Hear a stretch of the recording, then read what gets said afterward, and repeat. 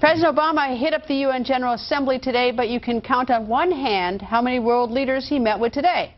And that number he met with privately is 0.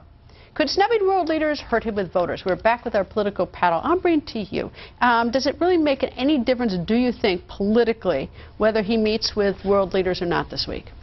Well, it clearly has, given how much attention this has gotten, and I don't know if the Obama campaign was anticipating that this would become such a big deal. I think that President Obama thinks that he sort of wins on foreign policy against Romney, and he doesn't really want to draw more attention to all the unrest in the Middle East that's going on right now.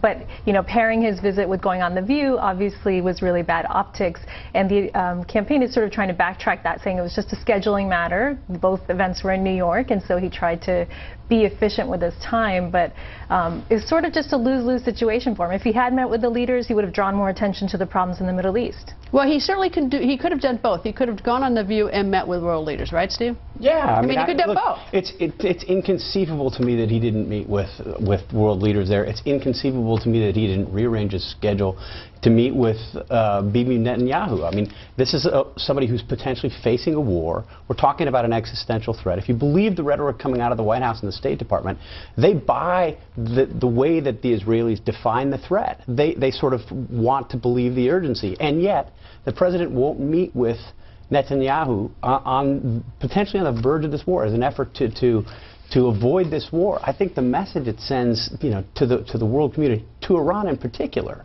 is a terrible message. This is a time when we should be standing shoulder to shoulder to prevent a war. And when you don't do that, I think it suggests division that's not helpful. Remember that scene when President Clinton went into the press room and took over the microphone and President Obama was there and then had to leave?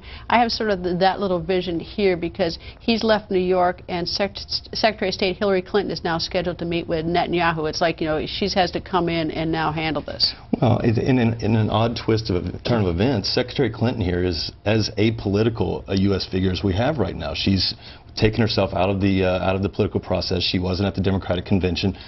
President Obama, on the other hand, I think he looks at some comments that Prime Minister Netanyahu has made in the last couple of months, and he doesn't see him necessarily as an honest broker while we're in the middle of this heated battle. I think he feels like Netanyahu has weighed in favor of Romney, and so if the two of them are going to come back to the table and talk, it'll have to be after November. Well, didn't he complain when talking to President Sarkozy a year ago about the Prime Minister? I mean, there's a lot of bad blood there. There really is, and I don't think sort of opening a new vein of that bad blood is what the president wants to do this close to the election. Except that I'll go to you, Ambreen. It almost makes so he has to have the girl handle it. Secretary of State Hillary Clinton has to step up and take over and handle it for him because he won't, because he's got a grudge. You know, I think the campaign is hoping that people will forget about this and focus more on kind of long-term how President Obama has done on foreign policy. And, you know, he got Osama bin Laden. So he got Osama bin Laden. He did that. Thank you.